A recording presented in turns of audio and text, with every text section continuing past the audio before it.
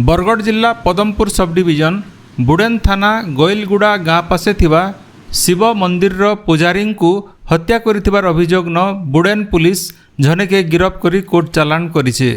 गिरफ अभियुक्त झनक हेले गोइलगुड़ा गाँव चैतन्य बरिहा ओरफ मिलू। से पुजारींकर बेंके चेन गुड़े करी ताकू हत्या करिथिबार स्वीकार करिछे। अभियुक्त झनक मंदिर इलाका न रहुथिला, मंदिर न खियापिया करुथिला। 2 दिन हवा पुजारी ताके खाइबार पीबार के नाई दे सेथिर रिश्मी थी से पुजारी को मारिथिबार पुलिस आगे स्वीकार करिछे। मृत पुजारी जनक हेले पदमपुर थाना पुरेना गाँव खगेश्वर महापात्र। ताकू 65 बछर बयस होउथिला। से बहुत दिन हवा गोइलगुड़ा मंदिर न रहीकरी पूजा धजा करुथिले। शनिवार सकालू से बहुत बेल तक मंदिर भितरू नाय बाहरले। लोक को संदेह होइतिला। लोक माने मंदिर भीतर के जाइकरी देखले जे खट उपरे पुजारींकर मृतदेह पड़िछे। ताकर बेके आउ खने गहरिया आघात चिन्हा रहिथिला। पुलिस के खबर दिया जाइथिला।